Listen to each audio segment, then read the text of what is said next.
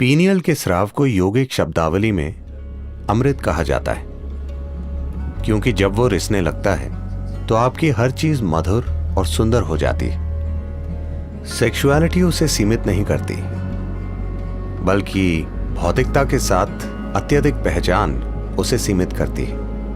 अगर आप उसे बहुत महत्वपूर्ण बना देते हैं तो आप विकृत दिमाग के हो जाएंगे। अगर आप उसे मिटाने की कोशिश करेंगे तो आपका दिमाग और भी विकृत हो जाएगा।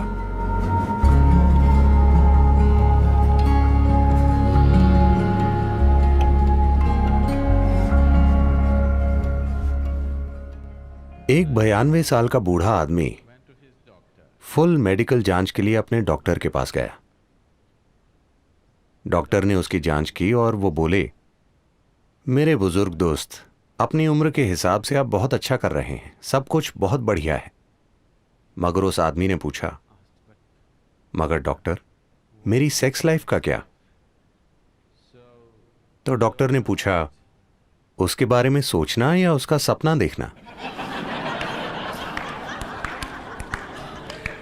आप जितना किसी चीज के बारे में ना सोचने की कोशिश करते हैं, उतना ही आप उसके बारे में सोचने लगेंगे। मन की प्रकृति ही ऐसी है। तो कई वजह हैं कि कोई व्यक्ति सेक्स में लिप्त होता है। कुछ के लिए वो सिर्फ सुख है, कुछ के लिए ये बंधन और साहचर्य को मजबूत करने का एक तरीका है। वरना लोग महसूस करते हैं कि वे एक दूसरे से दूर हो रहे हैं। वो भले ही ठीक हों, मगर बहुत से लोगों के दिमाग में ये बसा होता है कि अगर वो सेक्सुअली सक्रिय नहीं हैं तो वो वास्तव में दूर हो रहे हैं। ये सच नहीं है। आप किसी से बहुत करीब हो सकते हैं और जरूरी नहीं है कि शारीरिक रूप से जुड़े हुए हों, है ना? मगर समाज के दिमाग में ये होता है। खासकर दुनिया के इस हिस्से में लोग बड़े पैमाने पर मानते हैं कि अगर सेक्सुअलिटी नहीं है तो वास्तव में आपका रिश्ता नहीं है। वास्तव में रिश्ता शब्द, मुझे ये समझने में थोड़ा समय लगा कि यहां अगर आप एक रिश्ता कहते हैं तो आपसे ये समझने की उम्मीद की जाती है कि ये सेक्स आधारित रिश्ता है, बाकी कुछ रिश्ता नहीं है। अगर मेरा आपके साथ बहुत मजबूत रिश्ता हो सकता है और आपके शरीर से मेरा कोई संबंध नहीं हो सकता, है ना? मैं किसी भी तरह आपके शरीर के प्रति आकर्षित ना होते हुए भी आपके साथ बहुत मजबूत रिश्ता रख सकता हूं। मगर उन सभी संभावनाओं को पूरी तरह नकार दिया गया है। एक रिश्ते का मतलब है कि आपको किसी रूप में शारीरिक तौर पर शामिल होना है। पुरुष स्त्री या पुरुष पुरुष, स्त्री स्त्री, जो भी आप चाहें। मुख्य रूप से ये शरीर पर आधारित है। किस तरह का शरीर, ये व्यक्तिगत पसंद है, मगर मुख्य रूप से ये शारीरिक आधार है। ऐसा इसलिए हुआ क्योंकि कहीं ना कहीं शरीर के साथ हमारी पहचान के सामान्य स्तरों के परे चली गई है। ये शरीर के साथ अत्यधिक पहचान है। इसलिए शरीर आधारित रिश्ते समाज के मूल बिंदु बन गए हैं। जो अपने भौतिक शरीर से बहुत जुड़ा है वो स्वाभाविक रूप से सेक्स से प्रेरित है, क्योंकि यही सर्वोच्च चीज है जो वो जानता है। ऐसे तरीके हैं जिनसे आप कुछ ऐसा पा सकते हैं जो इससे कहीं अधिक बड़ा है। एक बार आप इससे बेहतर कुछ चख लें, फिर मुझे आपको बताना नहीं पड़ेगा इसे छोड़ दो या उसे छोड़ दो, वो वैसे ही खत्म हो जाएगा, है ना? कुछ साधना के तरीके हैं जो सेक्सुअलिटी से अधिक तीव्र हैं, जो सेक्सुअलिटी से अधिक आनंदमय हैं।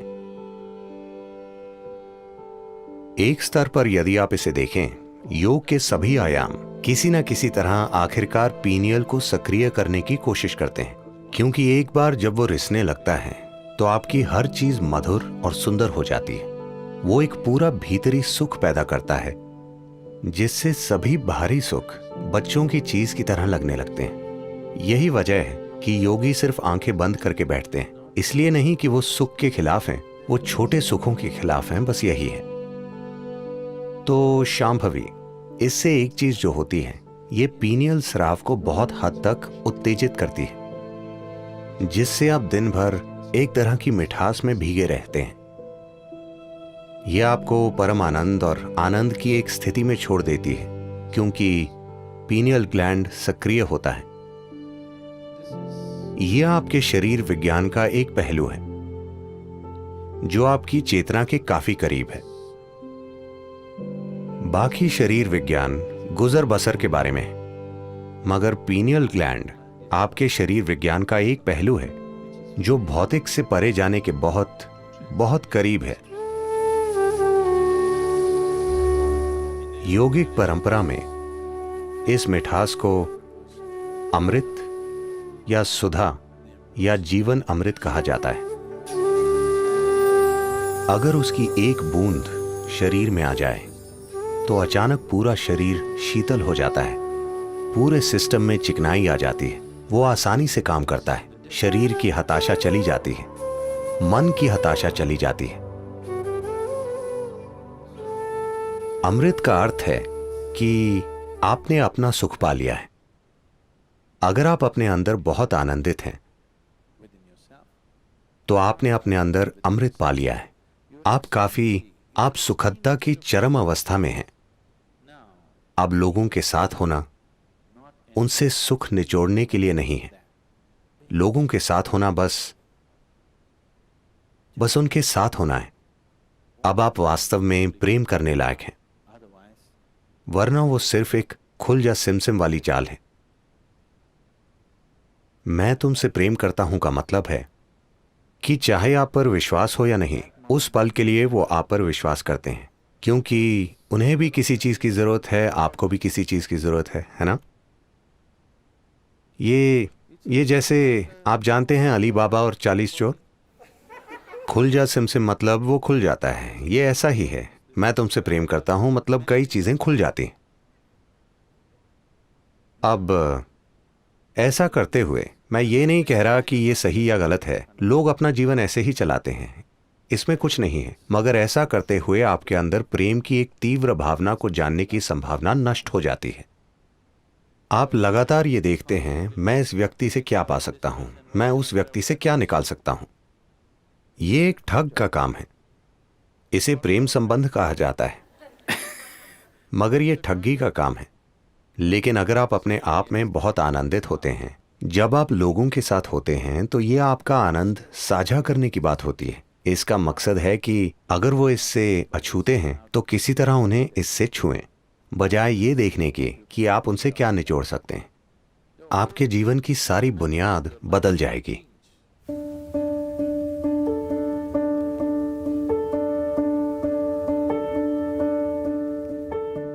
हाँ और नहीं।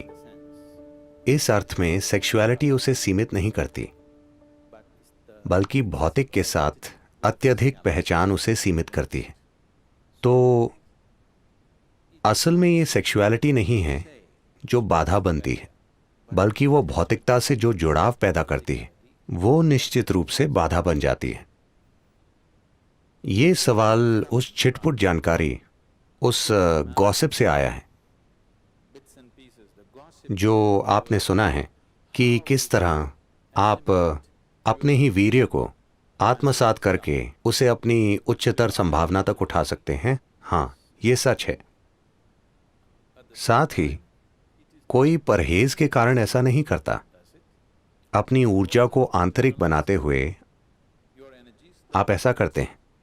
सिर्फ ऐसा नहीं है कि कोई सेक्स से दूर रहता है और अचानक उसकी ऊर्जा संगठित होकर ऊपर बढ़ती है। ये सच नहीं। अगर आपकी ऊर्जा संगठित होती है और बढ़ने लगती है तो सेक्सुअलिटी की जरूरत आपके लिए खत्म हो सकती है। मगर ये आपको अक्षम नहीं बनाती, यह आपको नपुंसक नहीं बना देती, मगर उसकी जरूरत खत्म हो जाती है। अब वो एक मजबूरी नहीं रह जाती। और सिर्फ यही चीज नहीं, सारी बाधाएं खत्म हो जाती हैं। मुख्य रूप से अधिकांश सेक्सुअलिटी जो धरती पर है वो एक तरह की मजबूरी के कारण है ना? वो आदत से मजबूर होना है। जब आप चेतन हो जाते हैं, जब सारी बाधाएं गायब हो जाती हैं, ये भी गायब हो जाती है सिर्फ इसलिए क्योंकि लोग शरीर पर इतने केंद्रित हैं। वो हमेशा सोचते हैं आध्यात्मिकता बनाम सेक्सुअलिटी, इनका कोई संबंध नहीं है, वो आपस में जुड़े नहीं हैं। एक शरीर का है, दूसरा एक अलग आयाम है। ये सिर्फ इसलिए क्योंकि दुनिया के धर्म, नैतिक स्कूल और नीतिवाद स्कूल हमेशा उसके खिलाफ बोलते हैं। इसलिए ये लोगों के मन में इतना बड़ा मुद्दा हो गया है कि वो सोचते हैं कि परे के बारे में कुछ जानने का एकमात्र तरीका यह है कि आप इससे दूर रहें, क्योंकि कहीं ना कहीं आप एक इंसान की सरल बायोलॉजी को समझ नहीं पाते। ये एक त्रासदी है कि आप साधारण बायोलॉजी को स्वीकार नहीं कर सकते। आपको या तो उसका जश्न मनाना होता है या उसे नाली में फेंक देना होता है। दोनों जरूरी नहीं है। You can look at it for the limitation that it is and for the possibility that it is. आप उसकी सीमाओं को देख सकते हैं और उसकी संभावनाओं को देख सकते हैं। तो अगर सेक्स की अपवित्रता के कारण आपकी आध्यात्मिकता में बाधा पड़ रही है, तो मैं आपको बताना चाहता हूं कि आपका जन्म ही अपवित्र है। जब जन्म ही अपवित्र है तो आपके लिए संभावना कहां है? आपके लिए कोई संभावना नहीं है, सिर्फ अगर आप कहीं और से गिरते। Fell from somewhere else. अगर सारस आपको गिरा जाता तभी आपके आध्यात्मिक होने की कोई संभावना होती। अगर आपकी मां ने सामान्य रूप से जन्म दिया है तो आपके लिए कोई संभावना नहीं।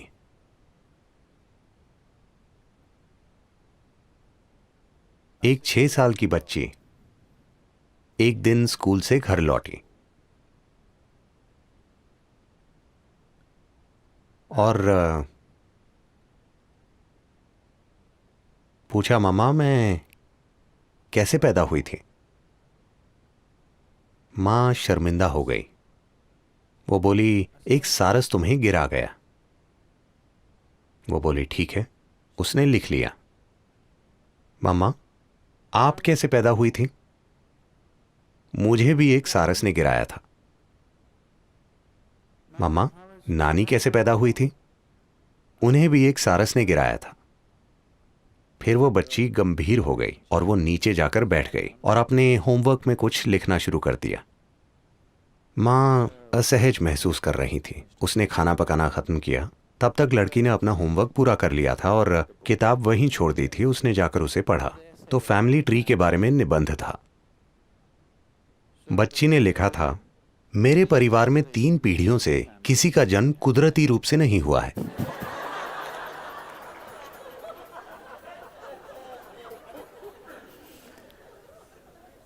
तो मूर्खतापूर्ण विचारों के कारण हम या तो किसी चीज को बढ़ा चढ़ाकर कहते हैं या अनावश्यक रूप से उसे दबाने की कोशिश करते हैं।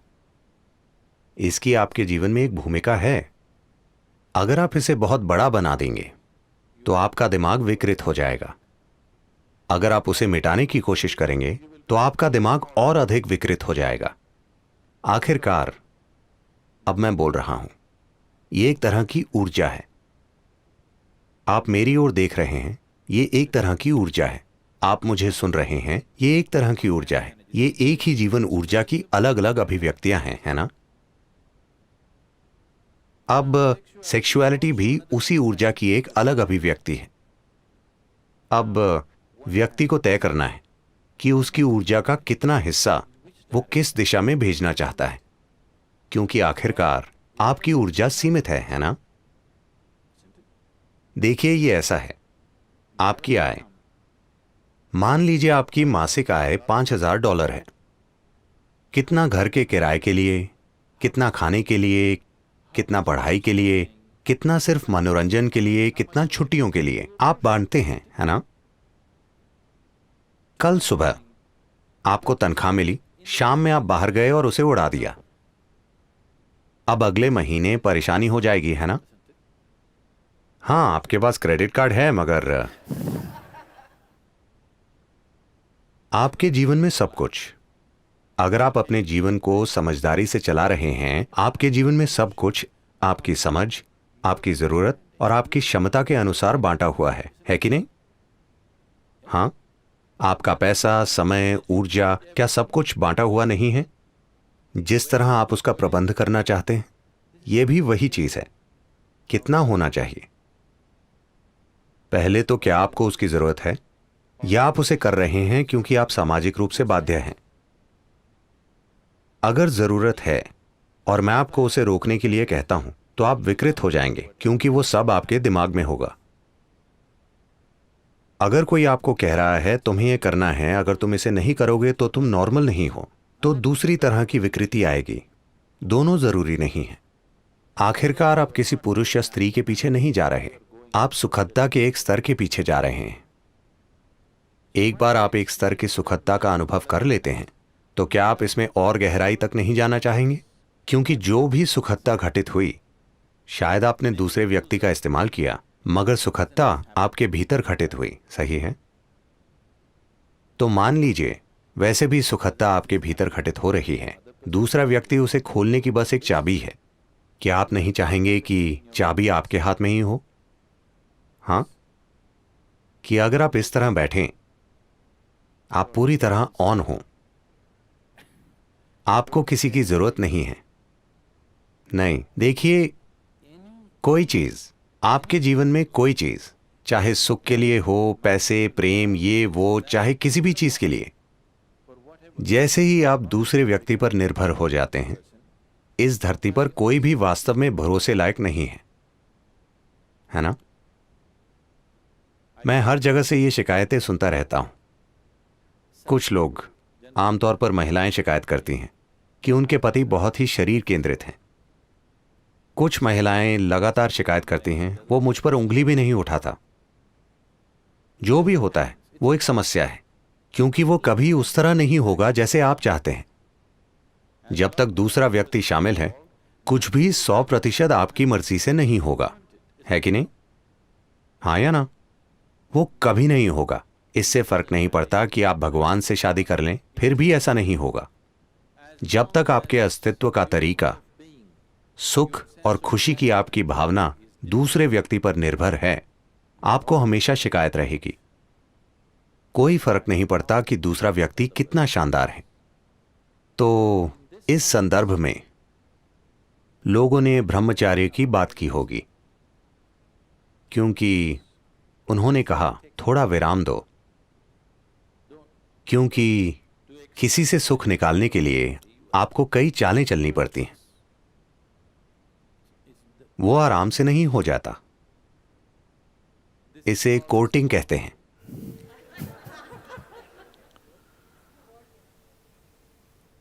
एक बार कोर्ट में चले जाएं, फैसले का दिन आ जाएगा।